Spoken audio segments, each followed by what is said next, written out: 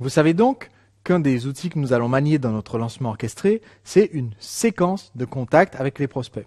Alors, comment est-ce qu'on va créer cette séquence et surtout pourquoi est-ce qu'on va organiser nos messages avec les prospects en séquence? Pourquoi est-ce qu'on ne commence pas directement à communiquer notre message de vente et à donner l'opportunité d'acheter aux prospects tout de suite? Eh bien, vous avez sans doute déjà été sur un de ces sites internet avec une page de vente qui, dans votre navigateur, s'affiche à peu près comme ça, qui a la petite barre de défilement qui devient minuscule parce que c'est rempli de texte, il y a des gros titres ici, des petites phrases, une photo, un témoignage, c'est interminable, le bouton acheter se trouve tout en bas, et au total, si vous imprimez ça, ça vous fait 72 pages de texte pour vous convaincre d'acheter un livre électronique à 10 €. Vous avez sans doute déjà découvert ce type de site internet. Alors, ce que j'aime bien, c'est comparer ce site, cette page de vente de 72 pages à un rendez-vous de 72 heures. Je vous explique. À l'heure actuelle, vous êtes peut-être marié, fiancé, dans une relation, ou alors si vous n'êtes pas dans une relation, vous imaginez bien quand même que pour démarrer une relation qui va être peut-être la relation avec l'homme ou la femme de votre vie, une relation qui sera à long terme, qui sera formidable, qui sera épanouissante, pour démarrer cette relation-là, il faut commencer à connaître la personne, il faut être en confiance, il faut partager énormément de choses. Alors, s'il faut tout ça, s'il faut partager beaucoup d'expériences, s'il faut un temps pour apprendre à se connaître, pourquoi est-ce que on ne pourrait pas se contenter d'aller dans un bar vers une inconnue, disons que vous êtes un homme, et essayez de vous imaginer, d'accord, vous allez vers une personne du sexe opposé, dans un bar. Vous lui dites « Bonsoir, écoute, je t'ai remarqué depuis mon fauteuil de l'autre côté du bar, et je me demande si, pour qu'on apprenne un petit peu à se connaître et qu'on voit si on est fait l'un pour l'autre, si ça te dirait qu'on s'installe là et qu'on discute pendant 48 à 72 heures pour avoir vraiment le temps de bien se connaître et être sûr que comme ça, dès la fin des 72 heures, soit on se quitte en bons amis, soit on se marie parce qu'on se connaît vraiment très très bien.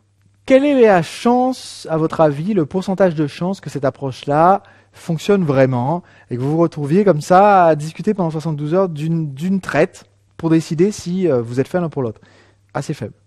Je dirais même plus, il y a des chances qu'on vous ait au nez, il y a des chances qu'on vous interne même. Ça ne marche pas, le rendez-vous de 72 heures. Ça marche de temps en temps, la page de 72 pages, mais personne ne le lit du début à la fin.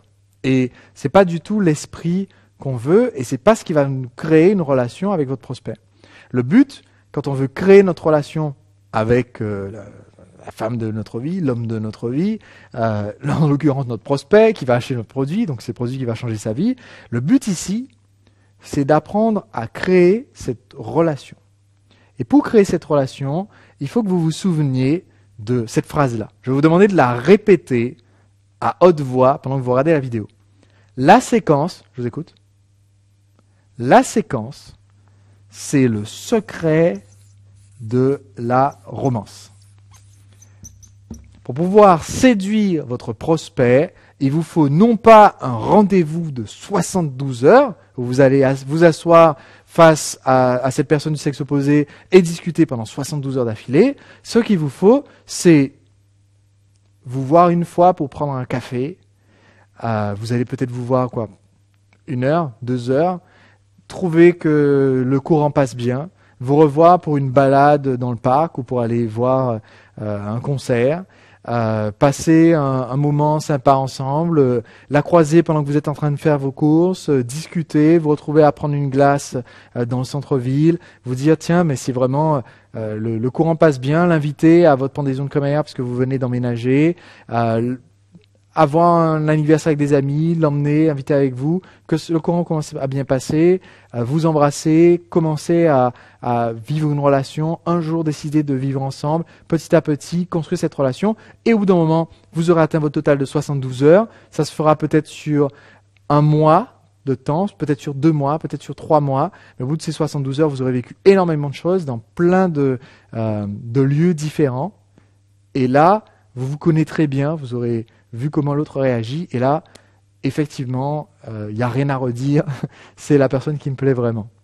Je dis 72 heures, pour certains c'est 10 ans, pour d'autres c'est 20 minutes, et pour eux 20 minutes ça a l'air extrêmement long, mais ça se passe parce qu'au début, vous avez premièrement proposé un rendez-vous où vous allez tout simplement décider en commun accord de vous revoir avec un engagement qui était très très faible. Le premier rendez-vous, c'est un engagement très très faible. Voilà, on a pris un verre, on s'est baladé. C'est rien. Ça n'engage à rien.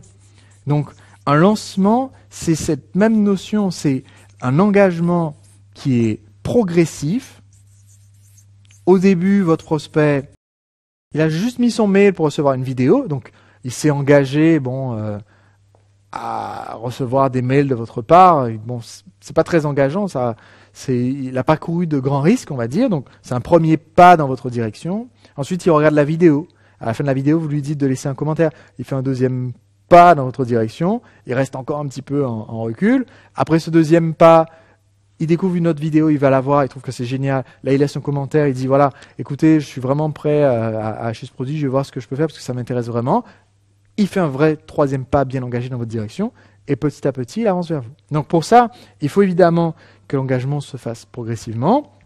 Il faut aussi qu'il y ait une certaine cohérence dans vos communications avec lui, parce que c'est exactement comme notre rendez-vous qu'on reporte, enfin qu'on se revoit une autre fois et tout.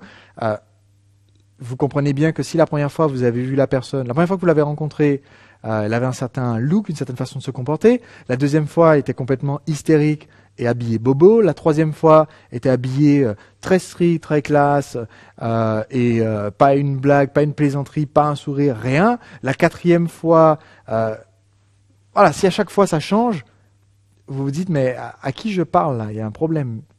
Elle a un problème, cette personne-là. Je ne peux pas rester avec. Là, c'est la même chose. Dans nos communications avec notre prospect, il va y avoir une trame, un fil conducteur.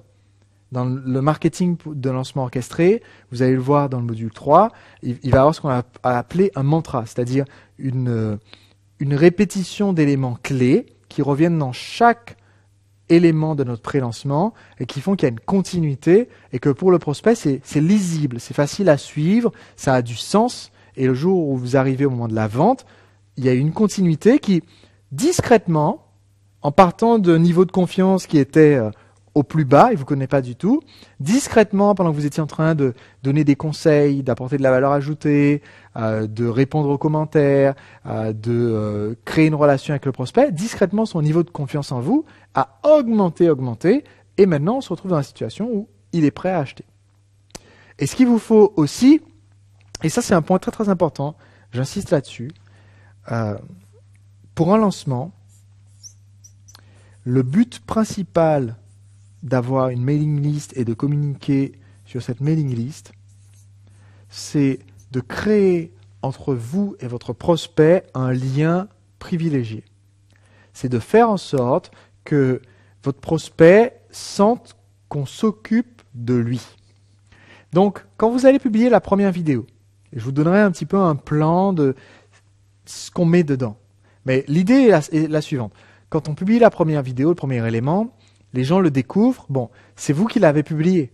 Vous avez publié, de leur point de vue, vous avez publié ce que vous aviez envie de faire. Maintenant, entre la première et la deuxième vidéo, ou le premier et deuxième article, le premier et deuxième email, ils doivent bien comprendre, bien ressentir que la raison pour laquelle vous avez créé ce deuxième élément, c'est pour pouvoir les aider davantage, pour répondre aux questions, pour rebondir sur leurs besoins par rapport à la première vidéo. Et ils doivent bien comprendre que dans cette deuxième, s'ils laissent un commentaire, vous allez les consulter pour améliorer la troisième, pour compléter la troisième, pour répondre aux questions dans la troisième vidéo. Comme ça, ils sentent qu'il y a un lien, qu'il y a une connexion, qu'il y a vraiment une interaction avec vous. Et aussi, chose très importante, quand je communique avec mes prospects pendant un lancement, je ne communique pas à une liste. Donc, je vous ai dit que vous devez avoir une liste de prospects, mais on ne communique pas avec la liste. On communique avec chaque prospect. Donc, dans votre email, vous ne dites pas bonjour à tous, merci à tous pour vos commentaires sur mon site. Je pense que vous êtes tous géniaux et je vais tous vous aider grâce à ma prochaine vidéo que vous allez tous regarder parce que je pense qu'elle va vous être très utile à tous. Le problème, c'est que moi, Sébastien, je me suis inscrit sur votre newsletter, j'ai mis mon mail. À ma connaissance, quand je regarde autour de moi en recevant votre mail, je suis tout seul. Je suis le seul à lire cette boîte mail. Je ne comprends pas le bonjour à tous. Et pour revenir à notre exemple du rendez-vous, vous ne vous asseyez pas, même si vous êtes célibataire, parce qu'il y en a quelques-uns, je ne citerai pas de nom, il y en a quelques-uns qui suivent la formation qui sont dans ce cas-là. Même si vous êtes célibataire et que voilà, vous gardez toutes les portes ouvertes, vous laissez plein de possibilités, etc. D'accord, mais vous vous asseyez en rendez-vous avec une personne qui vous plaît, vous asseyez pas en disant « Bonjour à toutes, je suis vraiment ravi d'être face à vous toutes, une fois de plus, et aujourd'hui c'est à nouveau un rendez-vous classique dans ce restaurant qui démarre, donc je suis vraiment enthousiasmé parce que je pense que ça va bien terminer comme d'habitude. » Bon, vous dites ça dans un rendez-vous, il y a des chances que vous n'obteniez pas une réaction très positive. Dites-vous que c'est la même chose dans un lancement, on communique avec une personne. Quand vous écrivez un email dans un lancement, quand vous faites une vidéo, parlez à une personne. Depuis tout à l'heure, je vous parle à vous. Je ne dis pas, vous tous qui suivez cette formation, vous êtes tous géniaux. Il n'y a a priori qu'une seule personne dans votre fauteuil, donc c'est à vous que je parle. Et je vous demande de faire la même chose pendant votre lancement.